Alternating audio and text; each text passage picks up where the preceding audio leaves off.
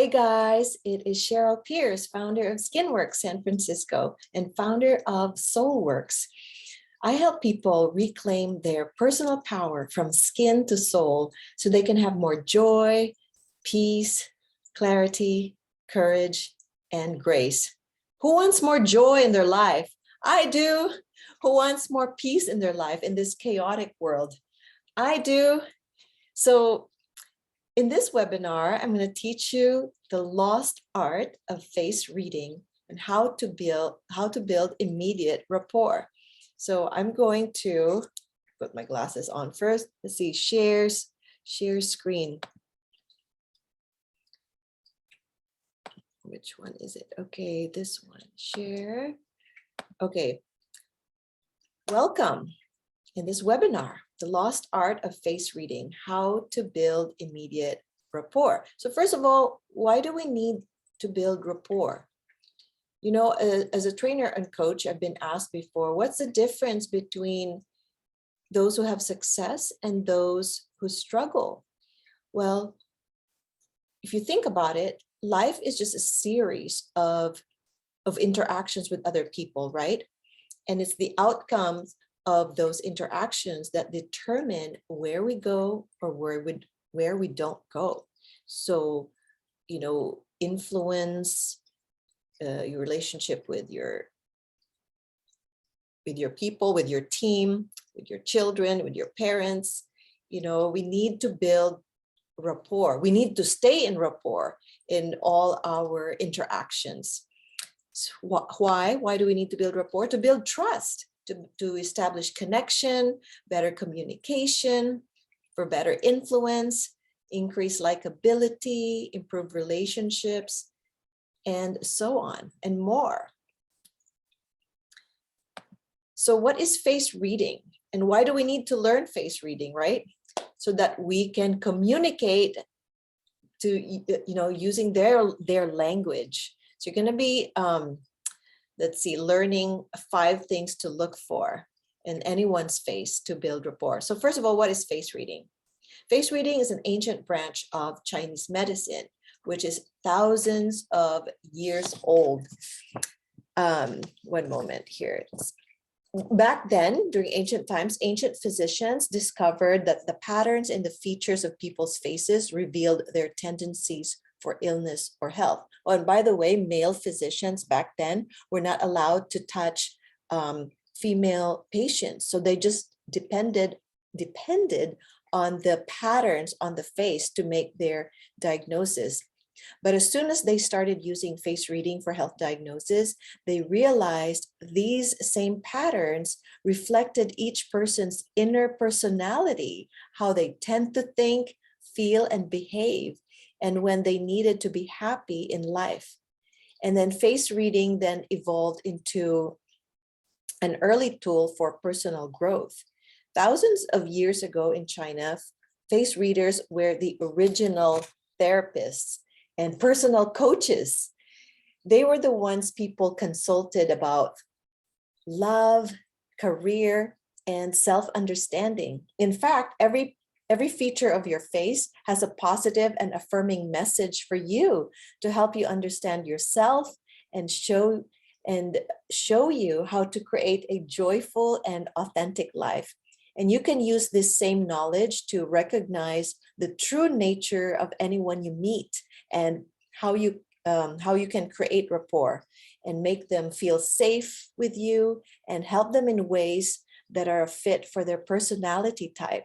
You know, face reading is kind of like putting a jigsaw puzzle together, because every feature gives you another piece of the puzzle. It gives you messages about what that person is like. But in order to get the total picture, you have to put all the pieces together. So while you need to consider the meanings of all the features, like the forehead, the eyebrows, the eyes, nose, lips, you know, cheeks and chin, it means something. Oh, and the ears too. So while you need to consider the meanings of all the features together, when you want to truly understand someone's entire inner nature, you can certainly discover valuable information, even from one feature that can help you establish quick and easy rapport with anyone. You know what's funny? It's during the pandemic that when I studied this, well, first of all, I've been working on people's faces for, I think, more than 20 years. I'm a Botox injector, so I work on faces all the time. And when I look at people's faces, I see things in patterns. I see circles and triangles. And that's because, I'm the creative type. And I'll explain that more later, like when we go to the water feature, the water personalities. But anyways, are you excited or what? Because it's like, it's kind of like a shortcut, to learning, let's say, the communication style of the person through the features in their faces. So here are the 5 things to look for in anyone's face to create immediate rapport. First, rounded forehead. Oh, one moment here. I have my notes here too. This kind of forehead shows you someone with more depth than most other people. And this means that they tend to process things more slowly because everything goes deep with them. Okay, look at your own forehead. If you have a mirror, look at your own forehead. Do you have rounded forehead? I do. Look at this forehead. See how rounded my forehead is? So rounded forehead people are more intuitive. We don't think in linear fashion. We think in how do you say? It goes deeper than that. We're very intuitive and everything goes deep, and we are kinesthetic. So people with a rounded forehead are kinesthetic. And because everything goes deep with them, as well, this is not a person who thinks in straight lines, but rather in patterns. And they have very creative minds. And as they're listening to you, the thoughts are not only going deep, they're flowing in a lot of directions at once. So if you want to create rapport with someone like this, to make them feel comfortable with you, speak more slowly than you normally might. They're very kinesthetic. They feel very deeply. This is not because they're slow to understand. These are often truly brilliant people, but you need to allow time for them to take what you're saying and go deep with it. Go on a little journey with it in their minds.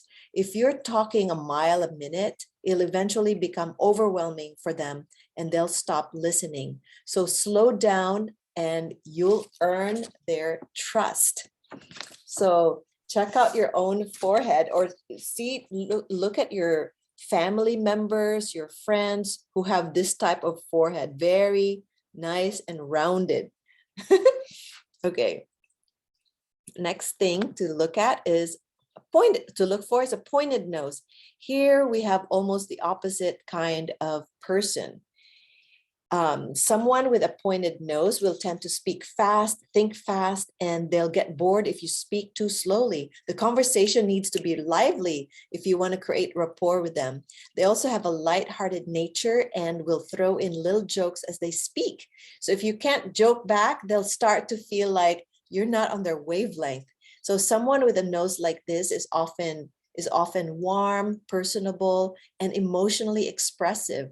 They can radiate an exuberance that sometimes people can find a bit too much. If this is different from your personality, you'll need to watch out that you don't make them feel as if you don't like them. One of their greatest fears in life is of rejection. So if your approach is more analytical and just the facts, they'll feel a little disconnect and take it personally. So open your heart to them and they'll feel safe with you. Do you know someone like that? So try it. You can experiment on how to interact with this type of personalities. Third thing to look for is rounded eyebrows. This shape of eyebrows gives you a sign that this person doesn't like conflict or confrontation. They'll always feel driven to create a positive outcome to any situation, even if it means giving up their own needs for the benefit of the group. This is a kind and caring personality whose first concern will be making you comfortable. My aunt, I have an aunt whose eyebrows are like perfectly rounded like this. And boy, she does not like confrontation. And, they're usually people pleasers. Let's see. My eyebrows are like that, but I changed the shape because I'm a recovering people pleaser. You know, when you change your eyebrows, oh my gosh, because a lot of people are now into microblading. So when you change your eyebrows, it actually changes the way you are. But then at the same time, it might confuse your system in the beginning. So what I do is actually, I haven't done microblading. I have really, my brows has thinned out as I age. So what I do is I just I pencil in my eyebrows. And what's interesting is when you have thicker eyebrows or when you have more prominent eyebrows, people actually take you more seriously compared to like if you have very thin, sparse eyebrows. Isn't that interesting? You know, we have this mirror neurons in our brain, and we, I don't want to say judge, or we do, since we're humans, we judge very quickly. But at the same time, we really interact with people's, people's faces. Whether you're conscious or unconscious about it, we do react to people's patterns in their face. So, okay, with this rounded eyebrow personality, for instance, if you're meeting them in their home, don't be surprised if they offer you a snack. And to successfully create rapport with them, you'll need to accept someone like this values family and community. So even in a business meeting, they may steer the conversation to find out if you're married or if you have kids or where you're from originally. If you're a private person who thinks this kind of information isn't appropriate in a business setting, you will lose them. So they're not being nosy. They're just trying to feel more of a connection with you.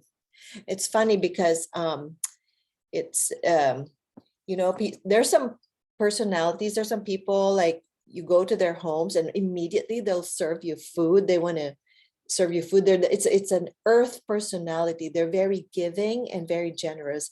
I have an aunt and uncle like this. And before I learned this information, I'm like, why are they always feeding me? You know, they're always giving me food. I'm like, no, I don't want to eat. And then I wondered why they'd get hurt. And I realized this is a personality thing. They're very earthy. They're very giving and nurturing. So what I do now, I just accept. You don't have to eat the whole thing, but you got to accept the food that they offer you, because otherwise they'll get hurt. Okay, next is vertical brow wrinkles. Okay, I see this in my practice a lot. People with two deep vertical wrinkles here appreciate logic, efficiency, and common sense. I call these wrinkles thinker's lines. We call them also frown lines, but they're actually thinker's lines. They think a lot, they think too much. And they're an indication this person has a focused and analytical mind. In NLP, we call it AD, auditory digital. You know, they're in their heads a lot, they're thinking. They're thinkers. So they like to be direct in conversation. So it's best to get to the point when you're talking to them. If you're going on and on about your babysitter being late or your cat threw up or something, and that you had to rush to get there on time, they'll soon become impatient. They don't want to hear about your personal life. They want to get down to business. They'll feel comfortable if you take an organized approach to the conversation, and they also enjoy a lively debate. So if they question you or challenge something you say, you'll maintain the rapport if you can defend your position rather than seeming to lose confidence or apologizing. They respect people who can understand, who can stand up for themselves. What you might feel is the beginning of an argument, to them is the start of a great discussion with a worthy opponent. Oh my goodness. I dated a person like this, super intellectual and is a thinker and actually is a professor. So, but you know, when I'm with someone I'm close to, I become unconscious and I don't think about these things. I mean, I know he's a thinker and he's analytical, but once we started arguing for 45 minutes, I was exhausted. It is exhausting to argue with this personality because to you, it's maybe an argument, but to this personality, it's a lively debate and it's really fun for them. And this is how they interact with their friends. Now, if you're also a thinker and an auditory digital type of person, you'll get along. You'll get along. But see, the way I think, see, look at his forehead. Oh, he has bangs, so you can't really see his forehead, but he's got those thinker's lines, and this man's forehead is actually rectangular shape. And that's, let's see, that's a wood personality. And wood personalities, you know, like to do, they think in linear manner. Next is a prominent nose. Okay, a person with a prominent nose, manners are very important to this person. So to make them comfortable and establish good rapport from the beginning, don't be overly casual. When you meet a person like this, you know, with a prominent nose for the first time, do not give them a hug. They're very sensitive. So this isn't the type of person who you can assume you can greet with a big warm hug. They may be very relieved if you just shake their hand instead. However, it's not that they don't like hugs. It's just that they're actually very sensitive to other people's energy. And when they first meet you, they're still getting used to your energy. So this is basically a metal personality. With metal personalities, they're really sensitive to people's physical energy.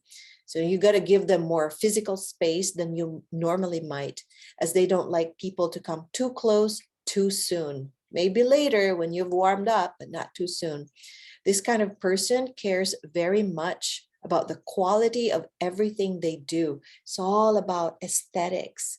And they're very meticulous and they're kind of like perfectionists, and they may come off as controlling, but they're not. It's just their personality.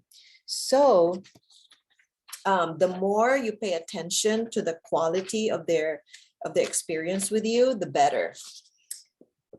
So let's see. Next part. Oh, this is part 2, how to effectively help different personality types. Okay, so remember in the beginning that first feature to look for is the rounded forehead. Well, how to recognize a water personality. Look at that rounded forehead. Look at my rounded forehead. And look at your own forehead. Do you have a rounded forehead? This is a water feature. So rounded forehead and or shadowed or puffy under eyes and or a strong chin. This is very, very watery personality. Okay, if you want to help people in any way, there's something that you may be forgetting. It may seem to make most sense to rely on what you've learned in workshops and books and in your own life experience as the best tools to help someone. But in fact, if you can put yourself in their shoes to know how they see things, you may not be very effective at all. So, okay, I just have a side story here.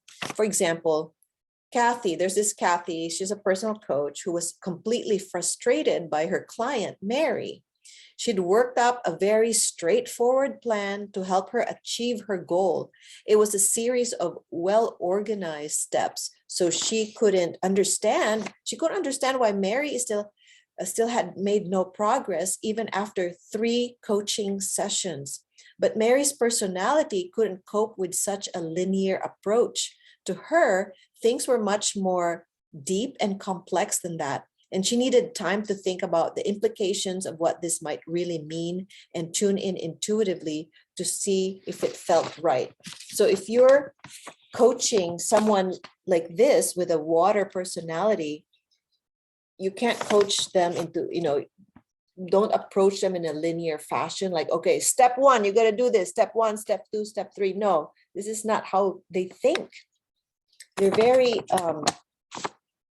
intuitive. They just think differently. So Mary was what Chinese face reading calls a water person, someone who needs a sense of flow. They're kinesthetic, remember. They're feelers, not thinkers. They process things on a deep emotional level. So this is someone who needs a sense of flow and who, like a river, moves in curves rather than straight lines. Water people live life intuitively and process decisions slowly because they think about things on such a deep level. Water people never do things in steps. I don't do things in steps. I see things in geometric patterns, circles, squares, and triangles. I don't see things in straight lines. So if Kathy, the personal coach, had been able to recognize her client's personality patterns, she'd never have created such a direct and action-oriented kind of plan for her. And she would have had very different expectations about Mary. So she'd not end up frustrated with her. And Mary wouldn't have ended up feeling so judged either. So we all have an inner design that deeply influences our beliefs and perceptions, including how we can receive help and guidance. If you don't recognize the design of the person you're trying to help, your efforts may be wasted.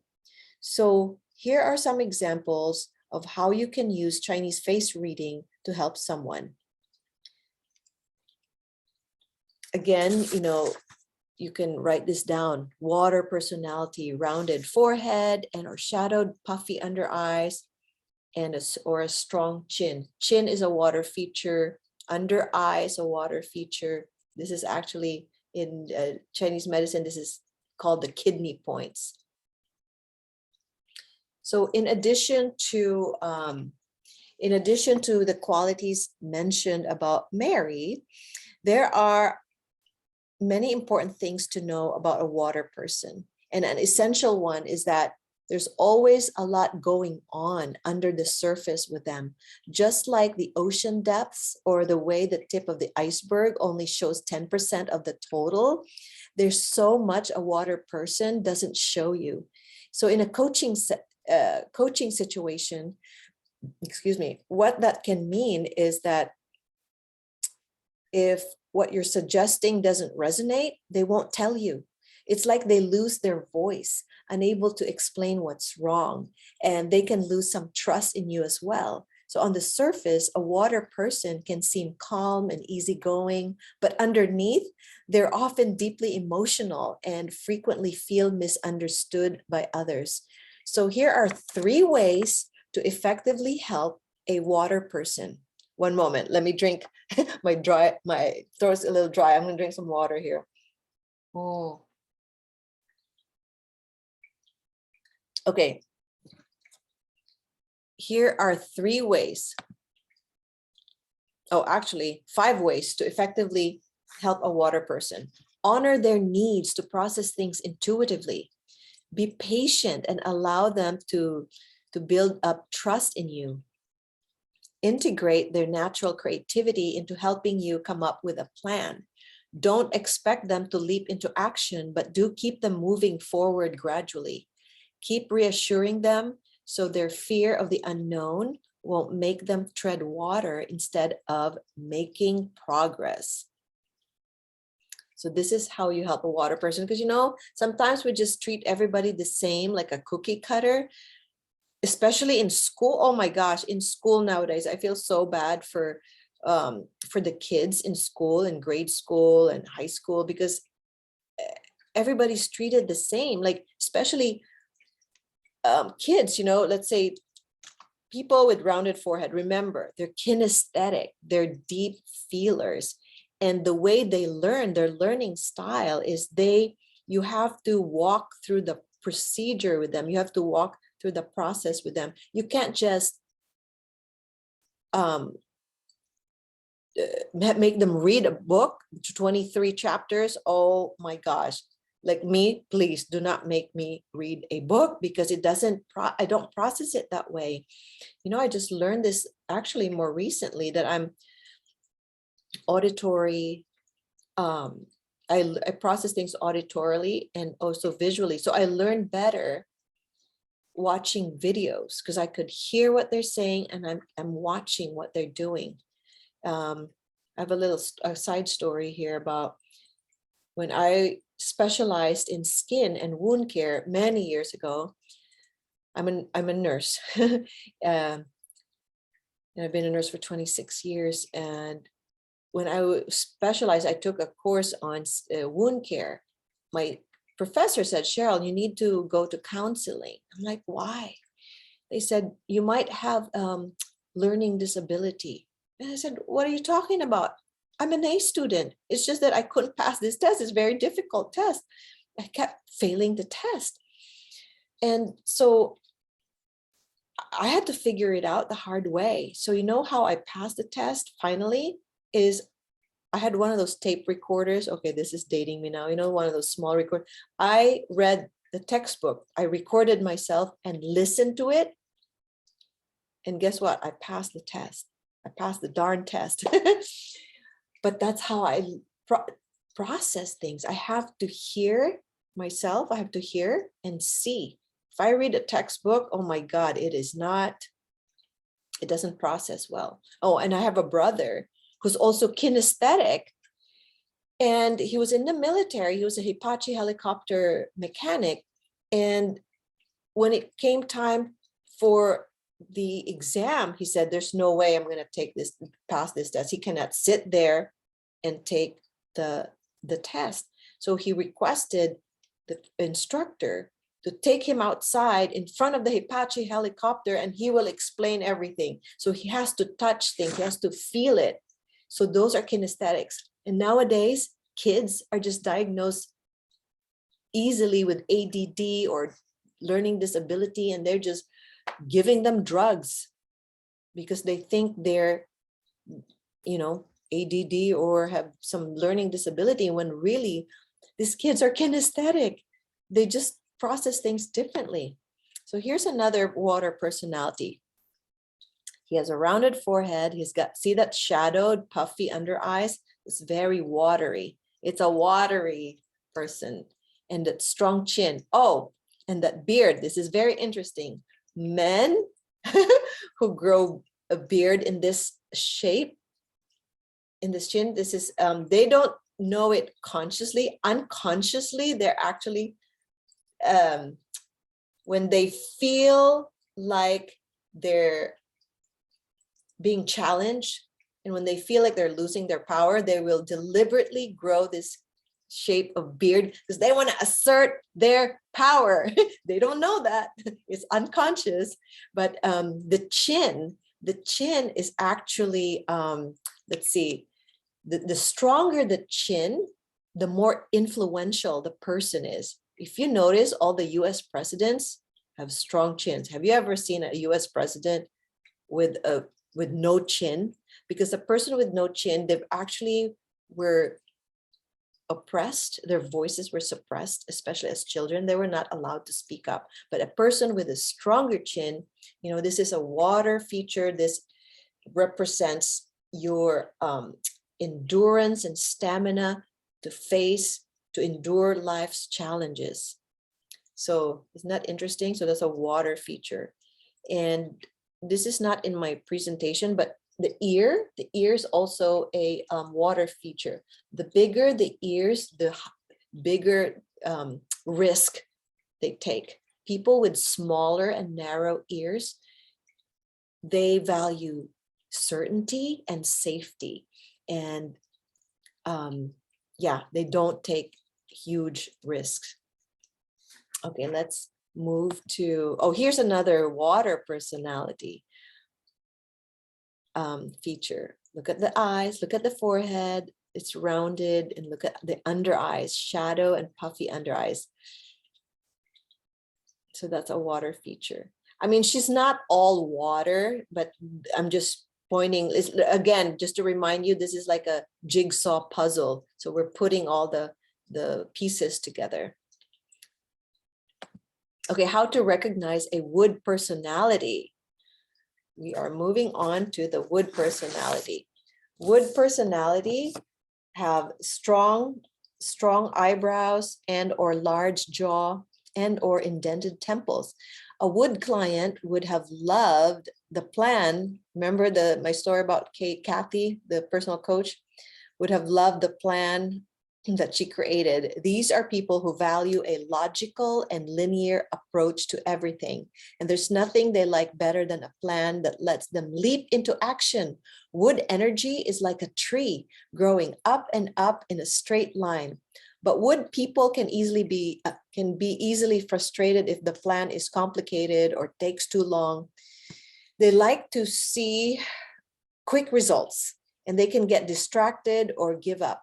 So if there are too many steps to your plan, they'll either lose momentum or throw up their hands in exasperation.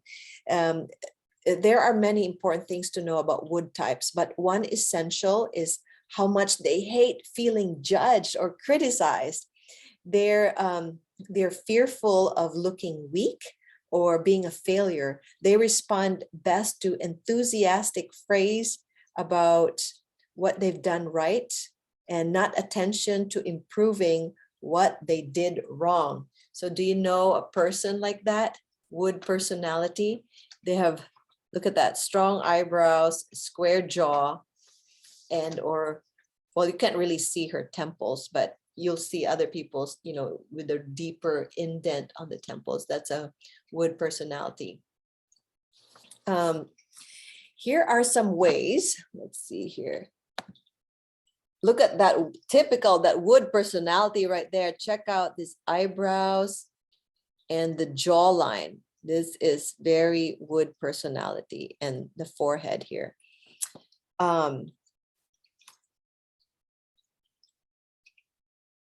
me see. Here are some effective ways to help wood person. Oh, one moment. Here's another picture of a wood personality. Check out the eyebrows and the strong jaw. Okay, this is actually a combination wood and fire. See this dimples? This is my friend. This is my friend James, and he has dimples. He's very fiery too, but he's very wood personality. So here's some ways to effectively help a wood person.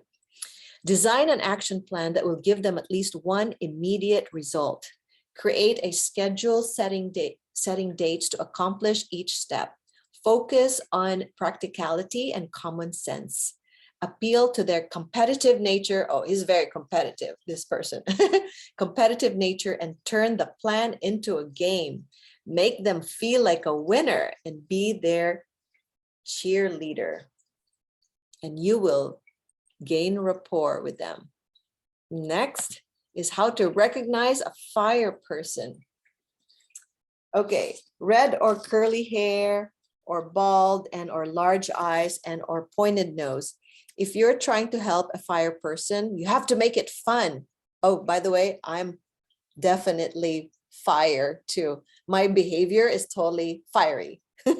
If you're trying to help a fire person, you have to make it fun. To them, if something's not fun, it's not worth doing. They hate to be bored, and they like things fast-paced as well. If you speak slowly and take things too seriously, a fire person won't feel comfortable working with you. They talk fast, think fast, and like to crack jokes to keep things lighthearted. You can also expect them to need extra time to tell you how they feel about the process. Fire people are very in touch with their emotions. So fire people are very kinesthetic too. And and they don't care so much about a practical plan, because their focus is on following their passion. However, they have short attention spans. Oh my goodness, and trouble completing projects. So next week, their passion may be completely something entirely new. So here are some ways to effectively help a fire person. Oh, this one. Oh, look at this fire personality. First of all, she's a redhead. This is Nicole Kidman, the actress. She has red hair. So redheaded people are fiery. And look at this. See this look in her eyes? This is a very fire personality, you know, that like fierce, that sharp look, that excited look. Look, you could just see the fire in her eyes. And look at that red lipstick. That's very fiery. So some ways to effectively help a fire person: infuse your plan for them with fun and keep it fast paced. Include lots of variety so they're never bored. Keep them in touch with their excitement about their goal. Stay flexible so you can adjust your plan to their new ideas. Let them know they're special to you and they want to feel they have a special place in your heart. So yeah, this is very fire person. And people with like those pink hair or green hair, they're fire person. If you color your hair red or blue, you know, it affects your personality. You become real fiery. So here, let's test you here for a sec. Which personality is this? Look at this prominent chin. So do you remember what this feature? This is a water feature. Prominent chin is a water feature, very water personality. And look at the dark and puffiness under the eye. So this is water. This is a water sign. And look at this one. This is also water feature. This is a very rounded forehead and puffy under eyes and prominent chin. So this is water feature. Let's see here. Oh yeah, so this is, okay, her forehead is not exactly like rounded like the way the other people's are rounded, but look at this, what do you call this? Widow's peak. This is actually a water feature. This person is this is a very creative type of person. And when they're at a party, they're like the mysterious type, you know, people with the widow's peak, they look very, they have that mysterious aura about them. And then look at the under eye. So this is very watery. And so there are more personality types than these examples, and so much more to know about all of them. So if you want to learn more about face reading, I have a 5-week course. One moment. So you will learn about all the different patterns of personality that face reading teaches. And you know what? When you can step out of your shoes and into these different personalities, it's the best. And really the only way to help someone solve a problem or reach a goal, heal an issue, and even design a life that's a fit for them. It's very important to learn different, you know, their personalities. Otherwise you will lose them. So that's why it's important to build rapport and stay in rapport. So if you're interested in learning more about the lost art of face reading, I'm offering a 5-week course where you learn more in depth about each personality and the typical, how do you say, sorry, I just blanked out. It's like, it's about 11 o'clock at night here. Let's see, what time is it? It's 11:21. So I'm like fading here. So anyways, if you're interested in learning more about the lost art of face reading, you can email me at Cheryl, CHERYL, at myskinworks.com. That's MYSKINWORX.com. Okay, I hope you enjoyed this webinar on the lost art of face reading, how to build rapport, and I hope to see you then. Okay, I hope to hear from you. There we go. Okay, bye.